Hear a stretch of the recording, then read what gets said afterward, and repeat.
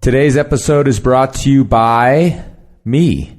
Still mostly just brought to you by me. However, my friends over at DefiantBean.com are trying to help out too, but they can't do it alone. Defiant Bean Roasters take responsibly sourced quality coffee beans, lovingly and caringly roast them, sometimes while listening to the Enormocast apparently.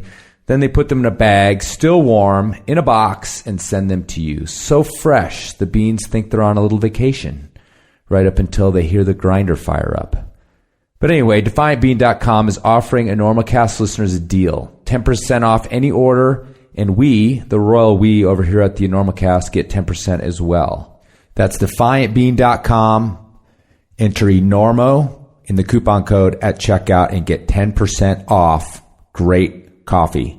Or head over to Enormocast.com, click on the Defiant Bean banner for details. Be defiant. Demand fresh roasted coffee. All right, on to the show. We gotta get Listen, where are you playing in town? You playing here? We're doing the Enormo Dome, whatever it is. It's terrific. Oh, It's yeah, a the big house. We place. sold That it out. side of town. That's a Very big nice. place. You sold What's that, it out. 20,000 I'll seats? see. We really should. The hell are you doing? I couldn't sleep. I'm checking the ropes. There was a frayed end on your rope, and I'm cutting it out.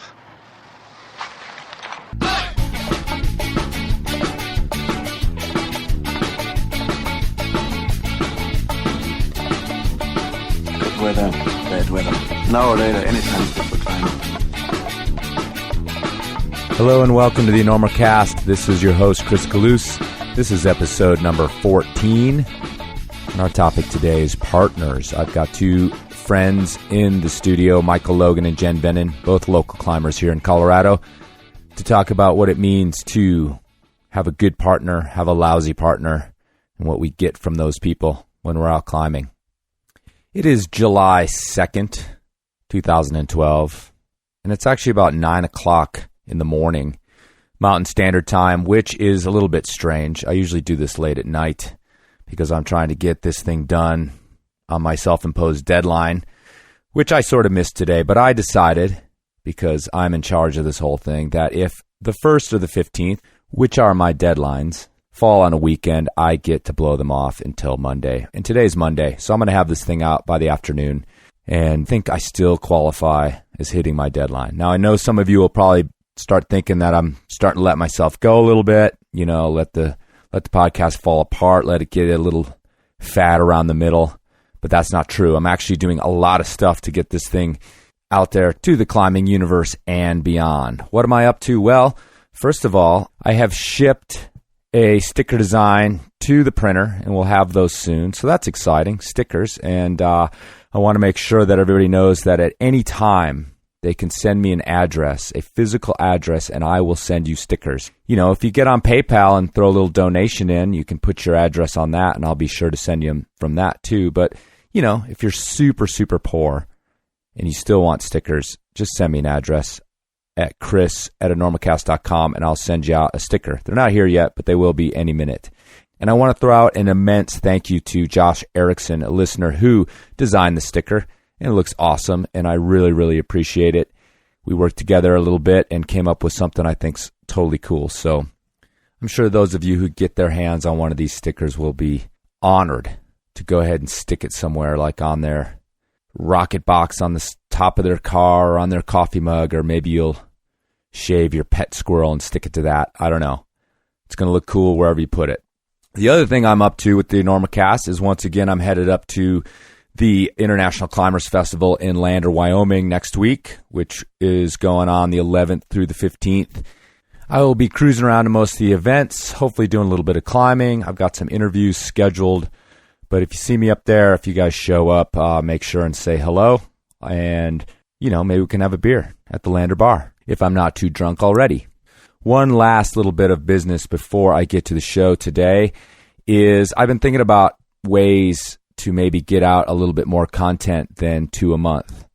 I've been nailing my 1st and 15th deadline pretty good, pretty tightly for the last 6 months. But a lot of people have asked me to do a little bit more, which I basically told them to, make your own podcast if that's that important to you. But I would like to get out a little bit more content, so I was thinking about ways in which to kind of put together some sort of bonus shows that I can put out at my leisure. And one of the things I thought of the other day while painting was, what if I started doing an occasional listener mail segment? Maybe put together like a 15, 20-minute show here and there that talked about the things you guys send me. So, with that in mind, if you guys want to participate, want to help the show along, get on the keyboard, send me some listener mail. Tell me some stories. Make some longer, elaborate comments on some of the bullshit that I spray on this show. And if I find them amusing and entertaining, I will read them on the show. Mostly uncut, I can imagine, unless there's a little bit of a brevity issue. Who knows? But yeah, let's see what we can get, and I'll put it together, and maybe we'll have a little bit more content to share on the show. That's Chris at Enormocast.com. Send me your stories, your tales, your jokes, your rants, whatever. Okay, on today's show, I decided, based on actually some other listener mail, some ideas, that we would do a show about partners, about the people we climb with, and how some of us at least go about choosing those people. I invited my close friend and longtime partner, Michael Logan, into the studio, and another good friend of mine, Jen Vennon, who actually I realized that I've never climbed with. I've climbed around. I've watched her climb, but I've never been in position to hold her rope. And we sat down in the home studio and basically shot the shit about partners. And I want to point out that after I listened to the edit a couple times, I realized that I actually have coined, I think, what's an original climbing term in this episode. So Matt Samet, if you're listening and you need yet another entry from me for the next edition of the Climbing Dictionary, in addition to my entry blort, it is the random, an adjective turned into a noun. And the random, short for Random Joe, is that person that you've decided to climb with, even though you have no idea about their skill level, about whether or not you actually get along with that person, but that person just happens to be a warm body that you grab to give you a belay or to go up on that route with. As in, I picked up this random in the parking lot to go do the Nasal Ranger up on Giggity Dome. First duder wanted to belay me with a munter, then he practically pulled me off the crux. Then I think the J-hole left with one of my green Camelots. Just write that one down. Put it in your vocabulary. The random. All right, that's all. Let's get to the show. Hope you enjoy this one. Topic show on partners. Episode 14, Beware the Random.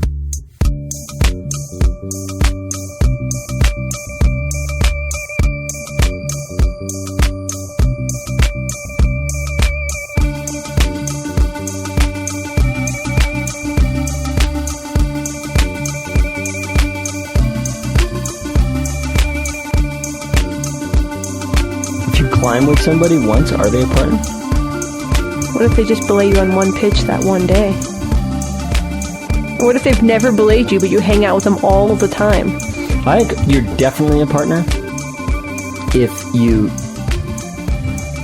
and I'll try to address both the sport climbing and the trad climbing. If you are there for someone on multiple attempts on like a project, yeah, you're definitely a partner. And you're definitely a partner if you do something that's long and trad and committing. That's a partner? Yeah, for sure. I can remember all the partners on people on the routes that were multiple pitches. That were, really? Are you sure? No, I'm not positive, but when I made my little list here. Right. Well, because I know that when I was in the Black Canyon, camped out, and a guy came up to me and told me that he had climbed the scenic cruise with me, and I had no recollection of who that person was. Oh, that actually, now that you said that, I remember someone else who I climbed the scenic cruise with. Really? Who wasn't on my list. It was probably the same guy. Welcome to the Enormocast. We've started recording. Coming to you from the home studio in Carbondale, Colorado. And Michael Logan was just reading from a list that he made up today for all the partners, all the climbing partners that he remembered in his life, right? And how many roughly do you have on there? About 45. Okay. And this doesn't include people who may have been climbing in the same area and who I was being social with. Uh-huh. These are people who either called me or I called them, and we deliberately went out together. Okay, so it's not like, hey, buddy, can you give me a belay type people? if somebody called me on the phone and said, "Hey, buddy," and they had to describe who they were, right? Then they made this list. All right, I think they made this list. Okay, and what were you were just talking about? Some of the ones you couldn't remember their names. Here are some people who I couldn't recall their names. Bastille guy who saved my ass. What happened there? I got benighted when I was 18 on that. Well, I didn't get benighted, but it got dark on the top of the second pitch of the Bastille crack, and we were both 18. What time had you started? Like 5. Okay, good. 5 in the evening. Wait, a.m.? In the evening. Oh. And he took charge and like let every pitch in the dark. Right. And I thought that was really surprising to me. I was like, man, I'm a real wimp. Where did that guy come from?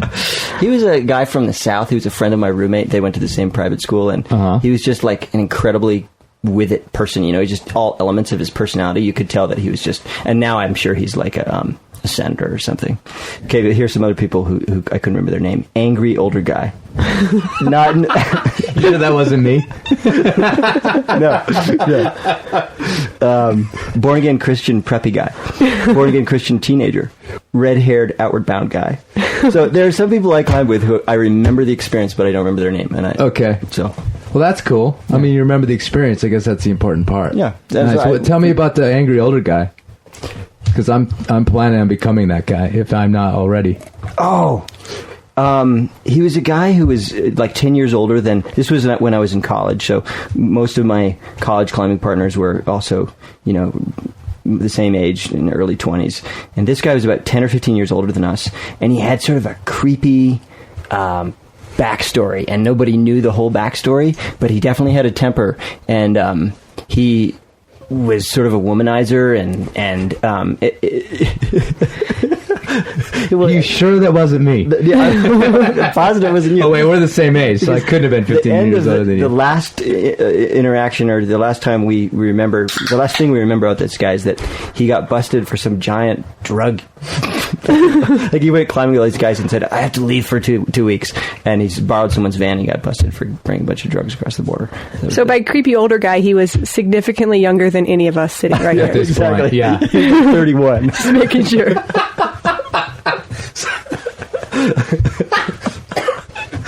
That's perfect. All right. Anyway, thanks, Michael. I'd like to introduce you guys. I'm sitting in the home studio with Michael Logan, who's just reading from his list of amazing partners that he's had over the years. And also sitting across the table is another local climber, Jen Vennon. Hi, Jen. How are you? Hi. It's awkward with you staring at me like that. All right. I'll look at the bottle of wine then instead. I invited these guys into the home studio to take on a topic that some listeners had suggested to me in various different ways, and I've kind of wrapped it all up into the topic of partners, of what a good partner is, what a bad partner is, what we get from our partners, unless you are, our friend Mr. Honold or a few other people. Generally, you have to climb with somebody else to hold your rope, unless you're doing kind of a weird permutation on some sort of soloist device, which I wouldn't recommend. But most of the time we end up climbing with other people, and even though it's interesting to me because I find so many climbers are like anti-team sports guys from back in the day. Like when you talk to them about high school or whatever, they were like, I wasn't into team sports, bro, or they weren't into sports at all. And yet it's this incredibly social activity, really, at least social between two people. And so tonight, we're going to examine the subject of partners. But before we get to that, what kind of climber would you say you are, Mr. Logan?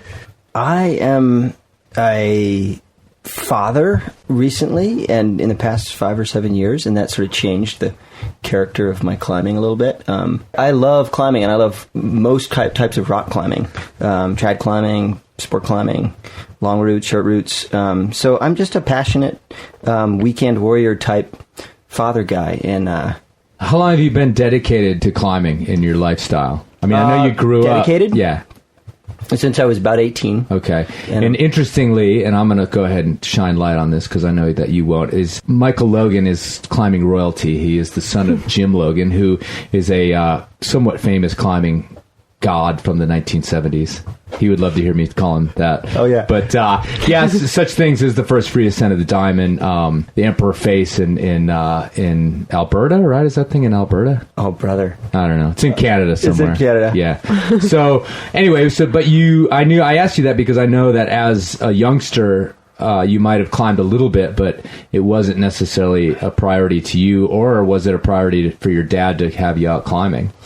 Actually, that's an interesting story because I idolized my dad like a lot of kids do, and the fact that he was a climber, I mean, it was really a big part of his identity to me, and so I had this fascination with becoming a climber myself without actually understanding climbing. And when I was a little kid, we were on a trip in Europe, and I was asking him all these questions about what it's like to be on the top of a mountain and everything. And he turned to me and he said, you don't have to be a climber just because I am.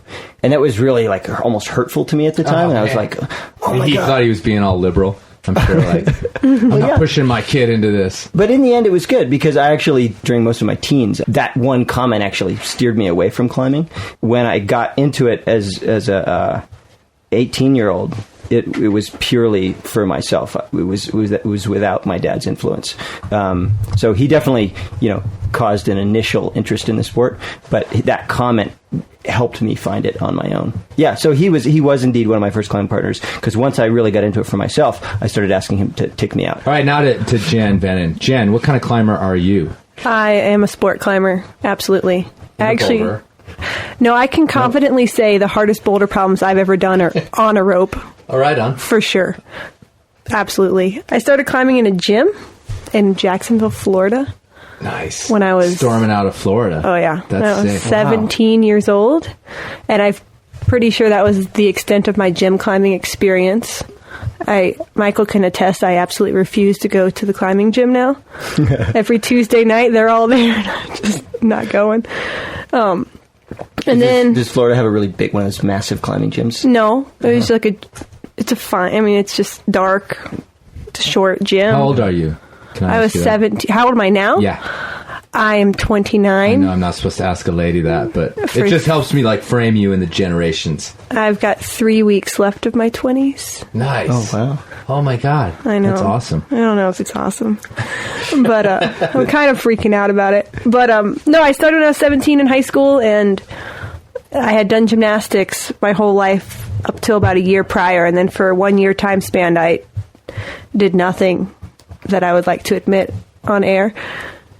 Nothing good, anyway. And then I found climbing, and that was kind of the end of that for me. And that's took me out of Florida to Knoxville, and then eventually out to Colorado on a road trip. On a road trip that you never left. Never quite made it past Rifle. It was 6-7 years ago. Yeah, and you're a big fan of Rifle and climb quite well out there. I've seen you do it. And I just climb sport, really, and some bouldering. I can honestly say I've never placed a camp. The important thing, and we got to get to our topic, but the important thing to talk about with Jen Vennon, in my opinion, is that you climb incredibly well and very, very hard, 514, and you also have a life and a job. You're a kindergarten teacher.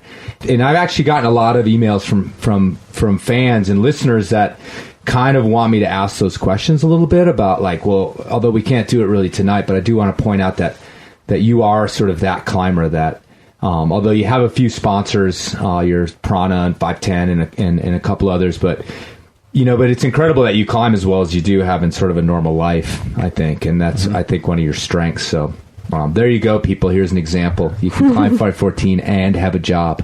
It works. She does it. Thank you. All right, so let's get to our subject and partners. And I thought we'd start by talking to you guys about what you think is essential in a partner and the people that you want to climb with. Have you guys put any thought into that? For me, first of all, they have to be able to give a soft catch. I'm not a very big girl, and I like my ankles and being able to walk, so I need a soft catch. That's number one key. If I don't have someone I know around, I always look for a guy that has a small girlfriend who doesn't limp. That's the key for me. They always know how to catch. Nice. I also need someone who's going to be patient, because I'm pretty much one of the slowest climbers in the world. And then someone who's just rooting for you. I think that's really important. There's nothing worse than feeling like the person doesn't actually want you to succeed, which I think we've all experienced. Someone who's truly rooting for you. It's interesting how even if what they're saying is, all the right things, they're like, go for it. Yeah, you're doing great. You're doing great. You can feel it coming up the rope. Mm-hmm. When they're not into it. I'm not one that likes a lot of cheering for me when I'm climbing. I have to force myself to do it. Mm-hmm. When I think the person wants to hear it. But then as soon as I do it, I think to myself, like, can they tell that I'm not really that? I mean, I'm into them sending, but I'm not into yelling the cheers, the venga bullshit that everybody yells. And so I'm like, as soon as I say it, I'm like, I hope they didn't hear the fakeness of that. It's like, I really want them to succeed, but I don't want to yell Spanish words that don't make any sense either. So it's really important that they be sincerely interested in your success, because you can tell when somebody is either not paying attention because they're not interested in your success, mm-hmm. or when they cheer for you in a sincere way. And whether it's, sometimes it might be a disruption or whatever, mm-hmm. but when you come down after a successful ascent and somebody cheers for you or says good job, it feels good, Yeah. and you mm-hmm. want that. You want, and especially in sport climbing, I think it's not so much about partnership, right. It's about a community. Like, right. You oftentimes climb with more than one person, yeah. and it's about that communal sort of rooting for each other, sort of synergy you get out of that. Yeah, and exactly. That's really interesting, because a lot of times I think that when somebody who, like, let's say, goes to rifle and sort of accuses maybe it of being cliquey, but mm-hmm. the positive side of that is, it is cliquey, because those people have coalesced around an understanding that, anybody in this group is on my team, and I can count on them, which I think causes you to not necessarily look outside of that group mm-hmm. for somebody. I mean, why would I pick, random Joe Schmo when Jen's standing right there and willing to give me a belay, Well, and they're all there, and they've all been through the exact same mm-hmm. experiences of mm-hmm. what it takes to really send your hardest route. Like, it's not one or two goes. I mean, for some people it is, but not for me. We're talking like, I've taken 3+ seasons to do a route. Right. Day in, day out. You need someone who's... somebody needs to punch the time card. Yeah, and I don't want them to remind me that this is like the 700th mm-hmm. attempt. Mm-hmm. But you want someone who's there, mm-hmm. day in, day out. They know exactly where you're about to struggle, and it's that right amount of encouragement or just shutting up. Mm-hmm. No, I don't really hear it anyway when I'm climbing, no matter what people are saying. I don't hear it. But that person who's just right there in sync with you knows exactly what's happening. A partner knows exactly when to shut up and when to offer something. Like, no, your left foot's supposed to go further left. Yeah. Come on. That's all sport climbing stuff. What about trad climbing? I was just thinking when we were talking about somebody wanting you to succeed, and I was thinking about even climbing with you, Michael, in the Black Canyon, or with my friend Rob, especially late in the day when I don't want to lead anymore hard pitches than I'm gonna have to. Mm-hmm. So if we're blocking it out and I know in my mind we've got 5 pitches left and only 2 of them are mine to lead, like, that's a good feeling. Mm-hmm. And I'm like, in terms of wanting them to succeed, it's like I want them to succeed because I don't want them to come down, because then I'm gonna have to lead it. Yeah. And I've been in that position a bunch of times where somebody's up there struggling, and I'm just like, come on, dude, do it, because if you can't, I gotta try, because we gotta get out of here. So it's like this different thing of like, they have to succeed, or else I'm going to go up there and have to do it. So, but what's the differences with trad climbing, do you think? Or are there differences? Well, I think there's a similar... the first thing Jen said is a soft catch. I think in trad climbing, there's a competence in terms of safety mm-hmm. that is critical in a good partner. Somebody who knows, the basics of how to be safe. And then I think it gets really complicated beyond that, because you told me you were going to do this show a week or two ago, and I've been thinking about this. And I think the first thing that comes to mind about a good trad partner is somebody who is like an equally skilled climber, that they can lead the pitches that have been assigned to them or whatever. But I think you can have great trad climbing experiences with people who are either way better or not as good as you, if there's an expectation when you go into the climb. Certainly, yeah. The roles have to be understood. Yeah. Well, I think the best partners for those routes that are are going to be challenging for yourself and that are something you've dreamed about for a long time, are the partners who are competent. They're good climbers. They're safe. my best partners are people with whom I know outside of climbing, and we are also social outside of climbing, because I think there's just another level of trust there. So I think it's all three of those things. It's safety, competence as a climber, and then having some kind of relationship. I don't know. What do you think? Well, let me say this. As I've grown older, I'm less willing to go do hard, big routes with random so-and-sos, you know, and I think that's probably pretty common, you know, when you're in your 20s and you're out there on the road, you're just like, whatever, you know, Duder seems like he knows how to clip a carabiner. Let's go do these climbs. You know, I did the Leaning Tower in Yosemite way back in the day with a guy I just met in the campground, Michael Dew from Telluride. If you're out there, Michael, we had a really good time actually. But I literally taught him how to Jumar, you know, a couple days before, and we went up there, and it turned out okay. But I'm really not willing to do that so much anymore. And the people who I will do those kind of routes with narrows every year, it seems like. No, when I was making my list of all the people who I've climbed with, I realized that all the people at the very beginning of my list, it was just purely circumstantial. They were the climbers who I was surrounded by, and the people who are at the end of my list are these people who have, I think we've sort of selected each other and we're like really well suited to climb together. So I totally agree with that. I don't think it's any different with sport climbing at this point. Like, I'm not going to go out to rifle with someone I don't know because, first of all, I'm going to spend the whole day talking to them, and I mean, there's a lot of downtime that I don't want to like just be out there with someone I don't like. I know that's awful, but it is. It's a roll of the dice. I just feel like I'd rather go spend a day with a good friend and have a good time, or stay home and paint the bathroom, or do a million other things that I could do. And I'm not suggesting that that's not something that everybody should go through. It's just, like I said, an observation. It wasn't conscious. It's just the way it is. I think the other thing is, as we've gotten older, I think I can say we of all of us, even though youngster here is not even 30. But, you know, our climbing time every year, for me, it gets tighter and tighter and tighter. And so that's the same thing. When I was on the road for months on end, it wasn't so important to me that if I spent the day with someone I wasn't meshing with, you know, or whatever. But now that my climbing time is so precious, it's like I want to have both experiences, where I'm out there with this friend who I don't see as much as I'd like to anyway. You know, we could, you know, I don't know, go to the rodeo or something, or we can go climbing. We get that social time either way, plus we get to go climbing.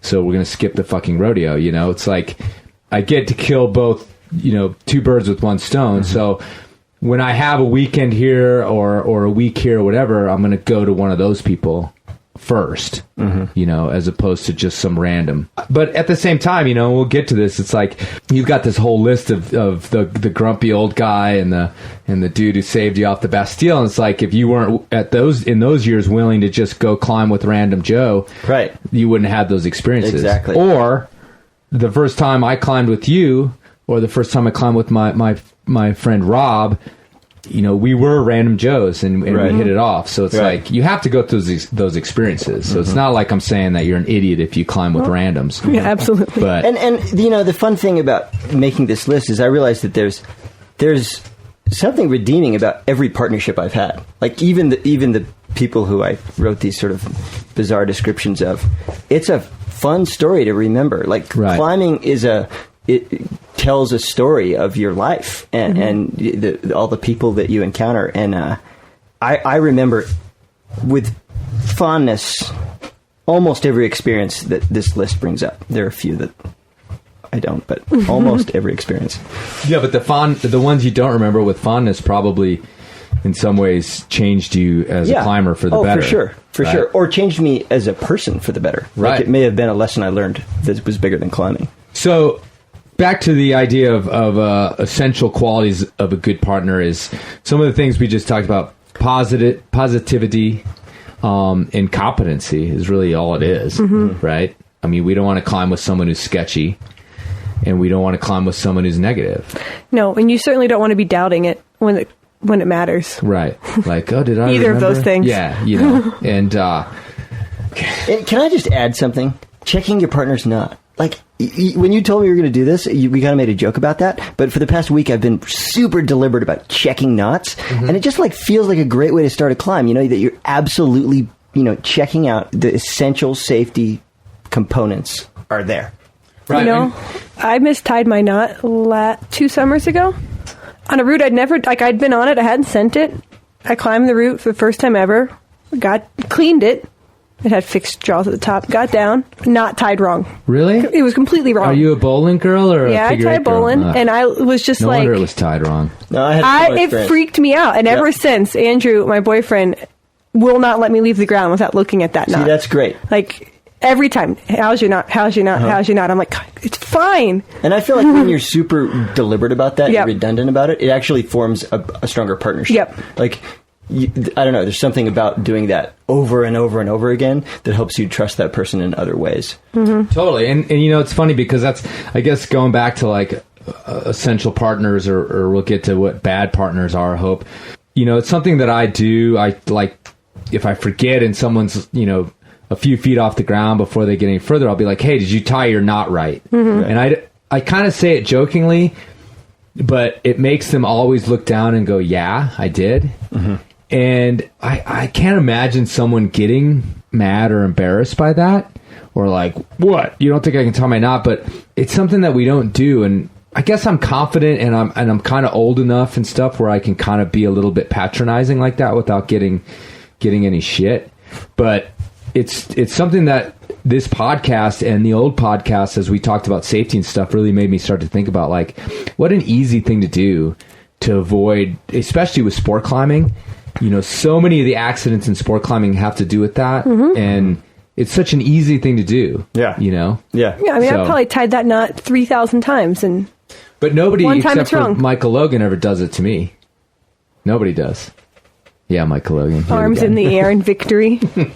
Well, it's almost like when you don't know the person is when you might not, because you'd be like treading on their ego to ask him something so basic. Mm-hmm. And again, going back to climbing with the same people over and over again, like I always ask you, mm-hmm. because it's part of what we do now. Because you know how absent-minded exactly. I am. And plus, your wife has also contracted me. Every time I ask you, she gives me $1. Actually, I have to say that my wife is, she was really interested that I was going to talk about this, because she's so supportive of my climbing, but there are certain partners whom she knows are kind of looking out for my safety. You being the yes. one, Chris Kalous, and so she a constant reminder to me that is kind of the number one priority, is that you go with somebody who really is on top of things, right? And, mm-hmm. and you are definitely one of those people. She would never let you go with the random. No, but when I go with you, she says, like, every time I go climbing with you, she's like, Michael,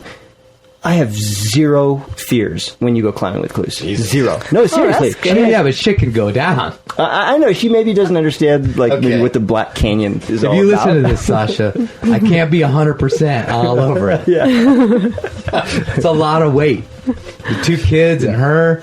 Oh, man. Yeah. I wanted to ask you guys a question that kind of has a little bit of gender issue in it, and that's the idea of competition. And about whether or not having some level of competition with your partner is a positive, healthy thing or a negative thing, and maybe like where it crosses from one to the other. And earlier when we were talking, Jen, kind of sort of the pre-game, as I like to call it, before we get on the mics, you were like, definitely not. I don't like competition with my partners. And so can you elaborate on that? I don't like the feeling of someone not wanting me to succeed. Uh-huh. I don't think it's so much that they want to be better or worse. It's anytime I feel like they don't want me to succeed, it just doesn't feel great. It's not someone I really want to climb with. Right. Because for me, climbing is so individual, and I really couldn't give a shit if I'm climbing harder than or less hard than any of my friends. It doesn't mm-hmm. matter. It has next to nothing to do with my friendship with them. Mm-hmm. So when I feel that creeping in, I don't really like it. But I think it also pulls a little competitiveness out of me that I don't enjoy. And it just makes me be like, oh, yeah? Right. And I don't Check this out. Yeah, and I don't like feeling that way. So it's just, I struggle with that. Is that something that you've run into? It sounds like, I mean, obviously you have from at least time to time. From time to mm-hmm. time. And is it more when you're climbing with other women, or? Yeah. Well, you get weird stuff with men, but it kind of, when I first started climbing in the red, it was hard. It was just a different situation. There weren't many girls climbing hard stuff there. It just wasn't happening at the time. And it was this weird thing with guys, but I never felt competitive with guys. I just felt like they always underestimated. Like, perfect example. One day, Kate Reese and I, who's Kate McGinnis now, who I've known forever, great climber, we were going climbing, and this random guy comes up, and he's like, hey, can I climb with you today? And Kate and I are very good friends, and we were headed out to work on our projects at the dark side that day, which were like mid-13.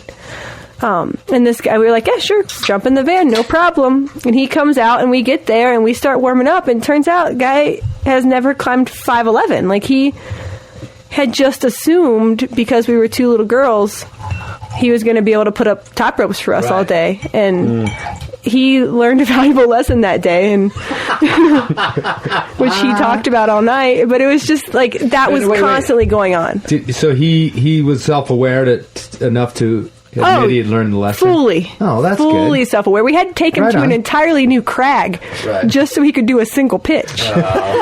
Poor guy. But, you know... if you're out there, buddy, that's awesome. Sorry. Oh, yeah, he told the whole campground that You were night. like, honey, should we go over here where you can do a route? Well, he kept saying to everyone that night, do you know who these girls are? Do you know how hard they climb? That's awesome. And everyone... Yeah, that actually is cool. That he could have gone the other way and gotten all pissed. Oh, yeah. Everybody at Miguel's Good was on like, you, fella. we do know who these girls are and what they climb. What were you thinking? Why would you get in the van with them? So that wasn't, I mean, I don't know. Okay. I don't like the competitive feel because I think it brings something out of me that I don't enjoy. What about you, Michael? Well, you know, Khalees, when we were talking about this earlier, you said you think there's usually some element of competitiveness between guys. Mm-hmm. And I think that's true, especially in your formative years when you're learning and growing as a climber. Right. I actually feel like now I'm thinking about all my current partners. Sure. And there's almost zero competitiveness. Like, you know, you and I, you know, when we first started climbing together, it was pretty obvious where our relative strengths lay. Sure. You're a much better trad climber than me, much better crack climber, and I had a sport climbed harder numbers than you had. And so I don't think there was much of competition then because we sort of had these... Right, I didn't care whether or not I climbed hard sport, and that was your thing. Yeah, and I didn't really care. I mean, I was sort of inspired by the fact that you were this rad and vice versa. Yeah. And now it's interesting because you're sport climbing really well these days. But I don't feel threatened by that. But I'm single with no kids. Because you're taking me out and we're still going climbing together. Yeah. So I think as you age, that goes away a little. Well, I mean, with you and I mean, I guess the competition part of it is it's become kind of like a joke because we do joke about it a lot. You and I? Like, yeah, well, lately you've been like, I've been following Calusa around in rifle, you know? And so, which has an element of like, at this time, you know, I have the upper hand, as it were. I feel like the two of us do operate in that realm of like, we're kind of joke around about it. Like, I have the upper hand at the moment. You know, when you had it last year, or you had it actually this spring at the Birdman, with the Birdman. So it's, I mean, and that's what I'm saying. Like sometimes it can be, and maybe guys are a little different because it can be sort of a positive motivator. Exactly. And I think again of my partner Rob Van Arnhem, who's from Crested Butte, and has been one of my go-to guys for, you know, like 20 years now. Mm-hmm. And him and I, you know, it's like we want each other to succeed, but we, you know, there is that kind of banter back and forth of giving each other a hard time of who's in better shape and who's doing what. And, you know, I know that when he comes to rifle, because he doesn't climb there very much, that he's going to get his ass kicked. But then I go to his home area and try to do these routes that he put up 10 years ago, and I still can't do them. And he knows that, and so he likes to see, you know, me try them. Mm-hmm. And I hope that he likes to see me get my ass kicked because they're his routes, you know? Mm-hmm. So it's like, there's a positivity to it that drives you. And I think you're right about the formative years too. Like the last show, I talked a lot with Cedar Wright about climbing in Yosemite. And there's all this like people just like constantly keeping tabs on who's climbing what, where. Yeah. And like you just said, Jen, when I was in my 20s, like that motivated me. Like I wanted to walk into the valley and get on El Cap and just be like, okay, here we go. Check it out. You guys nobody's done this route for 15 years. Well, I'm going to do it. And, you know, I think it speaks to your character that you say you don't like that part of yourself. And I'm no longer like that, but in my 20s, it definitely was a motivator. Like, I'm going to go up and show these assholes, like, what's up. But I really feel like as though that is a bit of a gender difference. Like, guys are just, you know, we're known for just being our little chest puffers, you know, we're out there bumping chests and like, check this out. And the funny thing is like anthropologists would say it's because we're supposed to impress the female chimpanzees. But, you know, on El Cap in 1996, there weren't any to impress. So we were trying to impress each other in this weird psychosexual way. I don't know. Well, and rifle on any given day, the women are oftentimes better than me. Yeah. So But I think with women and climbing, there's a lot of weird stuff that goes on there anyway. There's not as many of them. I mean, we've all been to the crag. It's clear. And it's just kind of I don't know. I've always felt like it's a little tenser when you meet another woman. There's a whole series of things you go through before you're just like friends. It's not this instant, we're going to be best pals. Is it related to climbing or is it bigger than climbing? I think it's probably both, but I think that I don't know. It's just, it always feels a little weird. I don't ever feel like when there's a new girl in rifle that we're going to just be best buds. There's like going to be some, I don't know if it's like figuring out your little totem pole and making sure everyone's very well aware. Like I feel like that with some people where you're like, it needs to be clear that you are here and I'm here and that has to be understood. That's really interesting. Not with everybody, but with... That's really interesting because I've observed that, but I don't... You sort of doubted yourself? No, it's not, I don't speak up. Yeah, I mean, I've just watched that kind of go down. I'm like, well, there seems to be this weird sort of competition between the girls. It's weird. That's a little bit different than the type of competition that we're doing as guys. But I'd say at the same time, it's all same. there. Yeah. It's kind of the same, but I don't think that...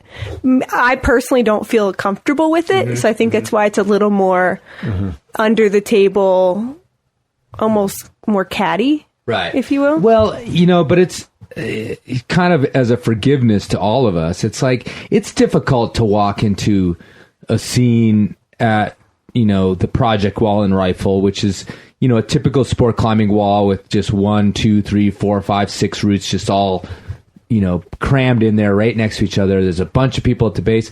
It's always difficult to walk into that and not climb well.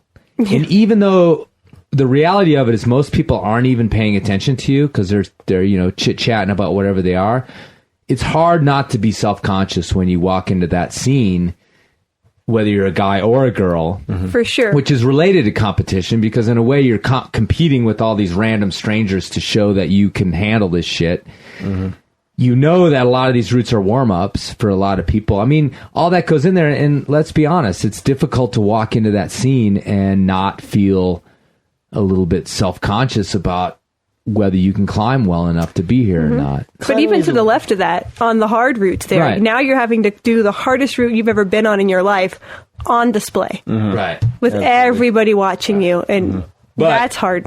Like I said, the truth is most people aren't even watching you. It's a part of it's in your head. You know, they're glancing up like, oh yeah, she's hanging or what. Like, you know, I always think that we think we're more important than we are. Like, we think people are paying attention to everything we're doing, but the truth is you're probably not as significant as you thought you were, so get over it. Yeah, I mean, I think it's just neat as we mature as climbers and as we get to know our community better, that tends to go away. So let me ask you guys this. What makes a bad partner? Now, obviously, it would be the opposite of what makes a good partner, but can we get more specific than that? One annoying experience I've had, which actually this is debatable. These might have been really good partners. Maybe this is just my ego. When there's not shared responsibility, like on a trad climb, for the elements that go into just being safe and getting down and getting up.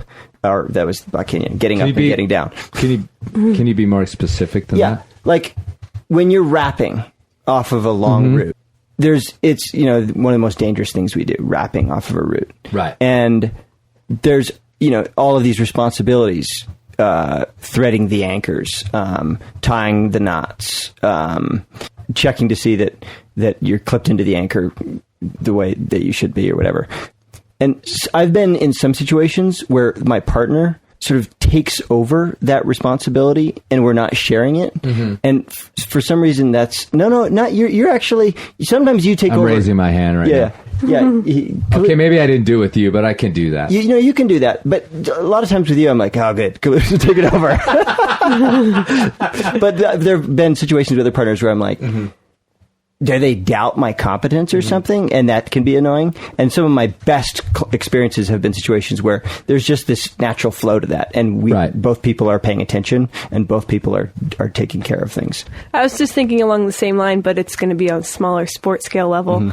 But like the people who don't pull their own rope, that drives me crazy. Wait, what does that even mean? Like, like when you come down. Yeah, and you untie. And then the belayer pulls the rope through. Like, I always do that.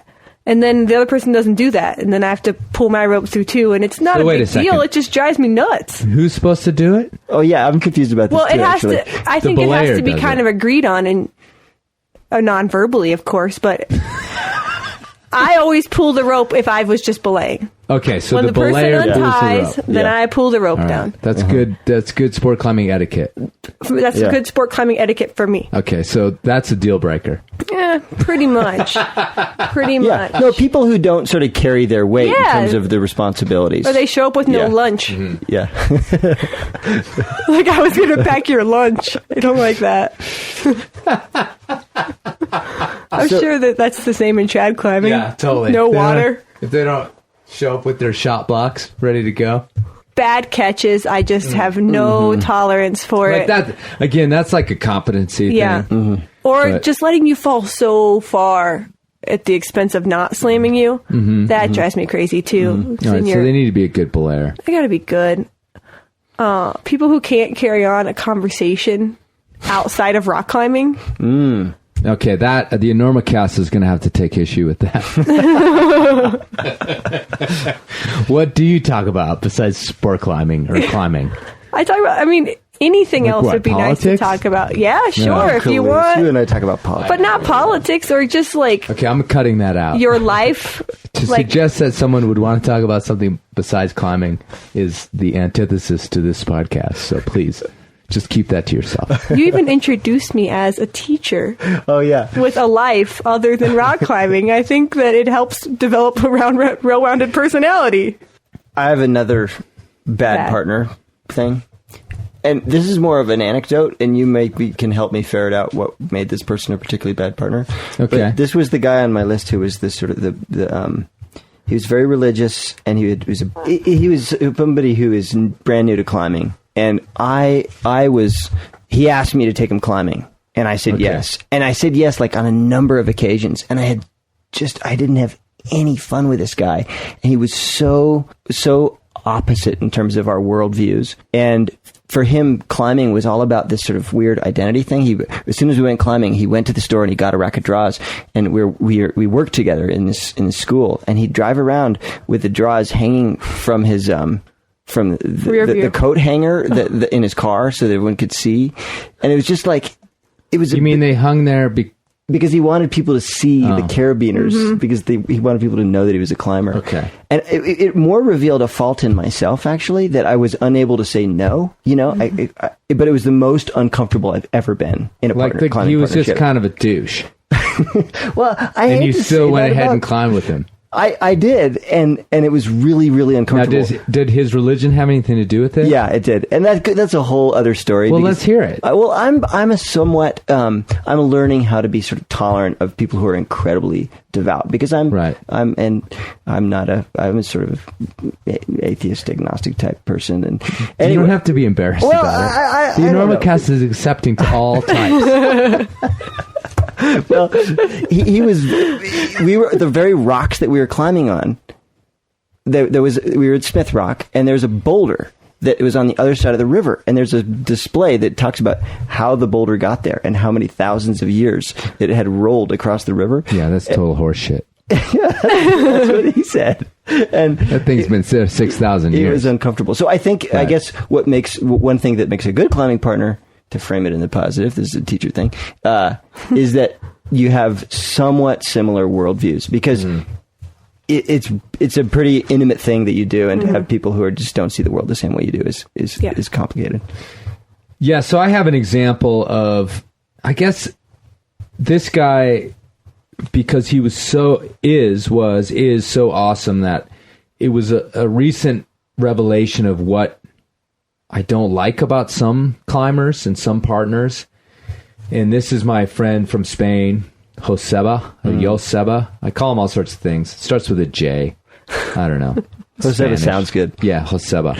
And he's Basque, so his last name is unpronounceable. But this guy, he comes over and he climbs in Indian Creek. He's a really great sport climber. He's a local to Rodear in Spain, which is overhanging tufa, kind of thuggy, like strongman sort of climbing. But I met him years ago in Argentina, but then I climbed with him in Spain. And, just one of these guys, and you think at first he's just like this awesome Spanish sport climber dude.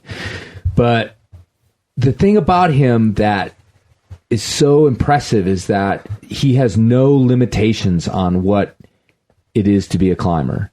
Like, he's not a trad climber. He's not a sport climber. He's not a boulderer. He will climb slabs. He will climb cracks. He will climb big mountains. He will climb sport climbing. He will climb limestone. He will climb granite.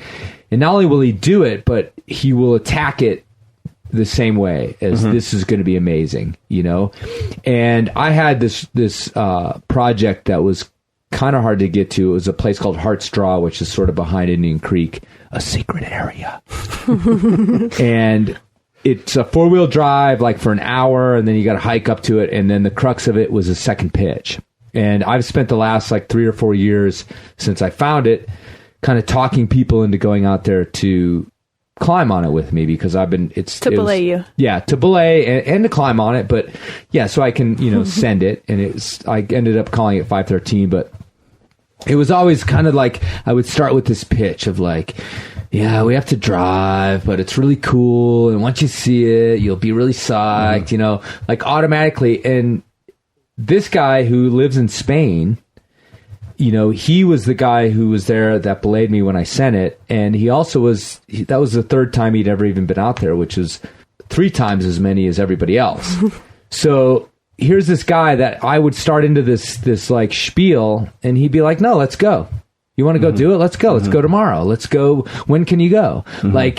So stoked, and all these limitations, because it's a 4-wheel drive, and you drive past all these amazing cliffs in Indian Creek to go to this obscure land, and then you have to climb a pitch to get up to it, which, in Indian Creek, we're trad climbing, but we sure as hell aren't going to climb on a second pitch.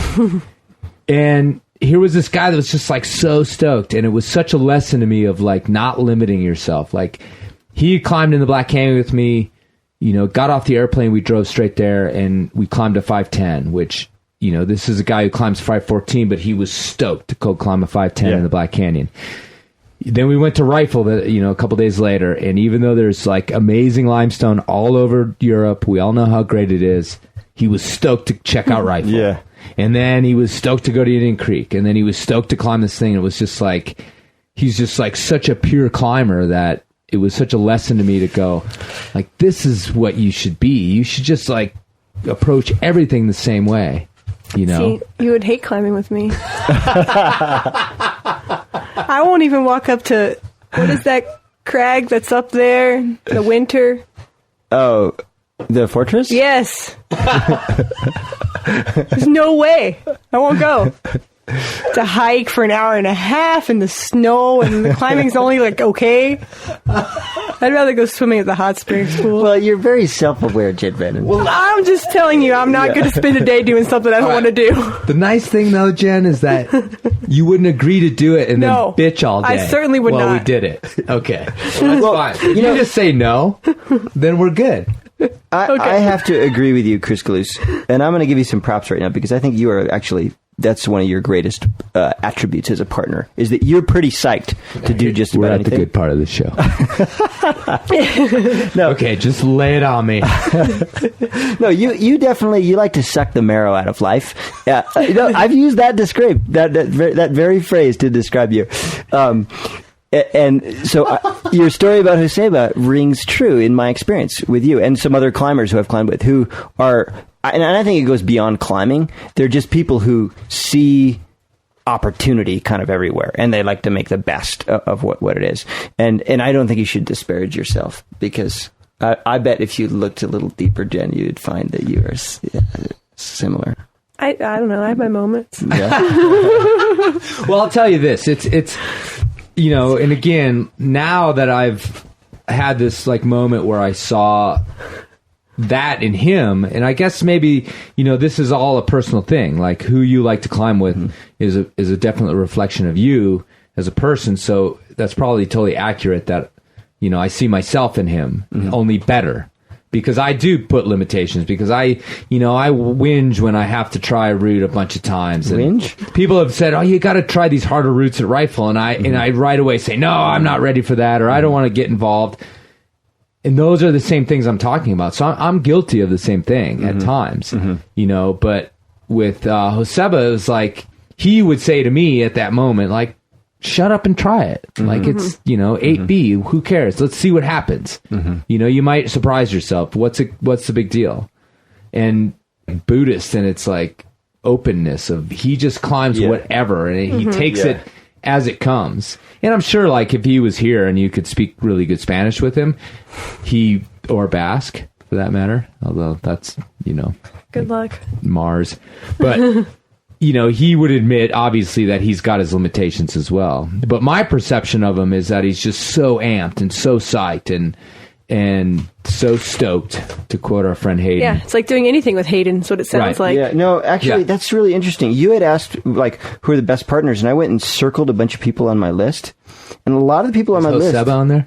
No, I've never climbed with Joseba. But you can circle them on your list. Have that very same quality. They're just, like, incredibly... Which is game. Yeah, they're super positive about the potential of any situation, and they're not going to let anything limit them until something actually occurs that is a true limiting factor, you know? All right, well, let's get to the conclusion of all of this. So, within, like, the great sort of literature of climbing, especially alpinism, and we don't have an alpinist here to speak of this, but there's always been this sort of archetypal or mythological version of this connection that the rope brings symbolically between two people.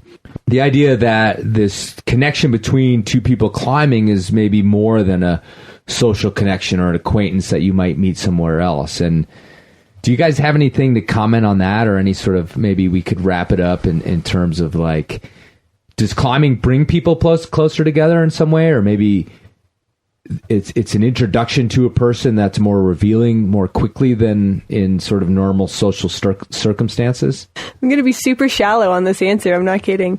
I have honestly some of the hardest routes I've ever done. When I actually sent them was with someone I didn't know belaying me, like on several occasions. I think I was just too scared to fall because I didn't know if they'd be able to catch me. I haven't done any, like, big, huge expeditions, so I guess maybe I don't quite understand the whole cliche, but... Yeah, it would be interesting to actually talk to somebody who'd actually been on climb trips that were... I mean, you've been Steve House, where are you? Yeah. I mean, you've been on big walls where you spent days and days with people. Did you find that there was something deeper about that experience than... No. Because you want to know something about that whole era of my life is I was so self-centered that a lot of times that person was a small step up from my soloist. And that's why I soloed so many of those walls, is because so driven to kind of, like, succeed on these really hard, scary routes. And, you know, we talked about sort of bad partners and some of the things that make a bad partner. And you know, I mentioned to you guys that in the pregame about admitting faults, but that would be the best thing for me to do at this time, is that when I was a wall climber and climbing really hard and, scary and supposedly dangerous routes, it was about me and those people that came up with me.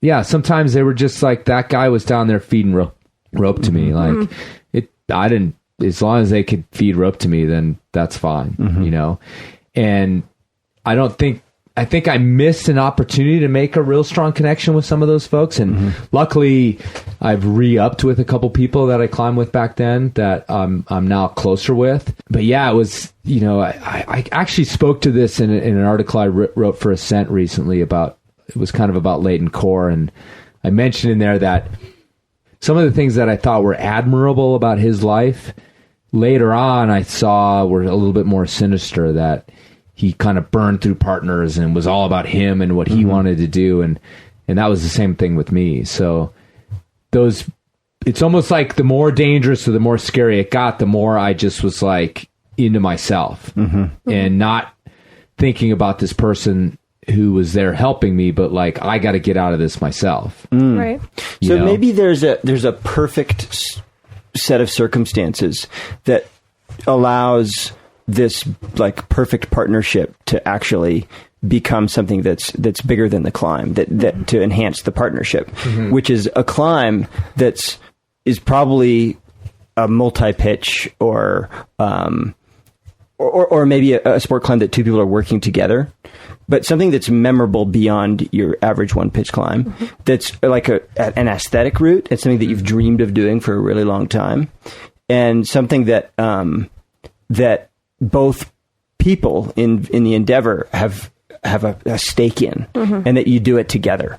And when I think of like the greatest rock climbs I've ever done, I think there's some truth about the partnership being somehow, my friendship with that person is really enhanced by that experience.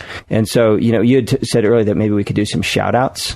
So can I give some shout outs? Yeah, shout outs to best partners. Well, so I've had some incredible experiences in my life, and just the ones that come to mind are climbing Calouse with you in the Black Canyon. Take your time. Just incredible. Like, that's a lifelong memory. Just recently. Well, you don't know then if it's lifelong. Well, you could forget next year. But when I compare it to some of these other experiences that I've had, it ranks up there, among some older memories. And climbing with Jeff Hollenbaugh on the Rainbow Wall, and Defiant Bean, and Jim Gilchrist on D7, and Hayden up on the Diamond, and Hayden Kennedy on the Romantic Warrior. Those are like, those four climbs those climbs are such beautiful pieces of rock that I think that when you are there with a partner who you like, it's just an unforgettable experience. Now that's the important thing though, but it's like they're codependent. I agree. It has to be an amazing climb and the person. If you'd have gone there and just like, I need to climb the Romantic Warrior because it's a hole in my resume, and right. I don't know, I'm not that into this guy. But yeah, there's like a coalescence of these different factors that go into making these important. But when you have them both, it becomes an experience that's bigger than just the partnership and bigger than just the climb. It becomes this really incredible synergy, and I'm thinking of like some of the harder single pitch sport climbs, which is all I've ever done, that I've done. And like when I did the 7 p.m. show a couple years ago, Andrew was my primary climbing partner. He is my primary climbing partner. And he was there for all of it, except for the send. He wasn't there the weekend I sent it. Really? No, Colette belayed that me. Makes me kind of misty. But it was like, he was there through the whole process, and it felt almost like doing what I would feel like doing a big wall is, even though it's the same thing over and over. And he wasn't working it with me, but he knew exactly where I was going to struggle. I could go home and we would talk about, I found this one little thing different. I found that one little thing different. That's going to help, or this is going to be a game changer. And we really worked through that climb together. And no, he wasn't there the day I sent. Did that bother him? Was he bothered by that? He's rarely there the day I send. It's too much weight. Well, it's just like, but having that partner through it all. And now, like with him on some of his projects, now we talk about every minute little thing he found, or every little difference in the emotion that's in it. And we talk about that a lot. And having that person that kind of gets it, that really gets what you're going through and gets the experience is great. Yeah, my wife actually would be the person for me who's been through that same, has served that same role for sport climbs for me, and I totally agree that what you remember about that climb might be more than the climb. It might be the partnership that enabled you to be successful, even though it was a one-pitch climb. Oh, we're all sappy now. Yeah, This is sad. We got to go home. Yeah, totally. It's getting late. All right, you guys, I think we nailed it. I think we hashed it out. And I want to thank you guys for coming. Michael, Logan, appreciate it. Appreciate having me on the show. Some local guys, and Jen Vennon. Yeah, thanks for having me. I really appreciate coming in. You can follow Jen at the Prana blog. Is that right, Jen? Yep. There's usually a monthly update if I'm on it. On the Prana blog. So just go to their blog and search for Jen. And I appreciate everybody listening. And I thank you guys for coming out.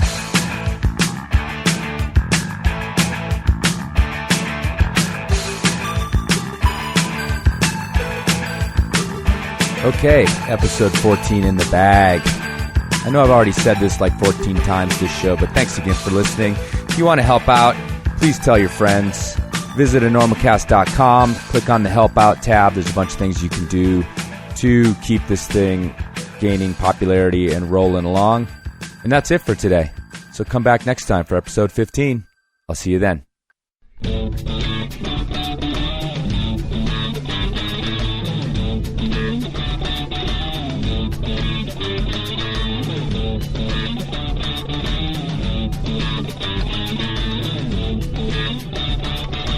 Want a beer? You gonna call room service? We got beer. If you haul beer up this rock, you're insane. I may be insane, but I'm not stupid.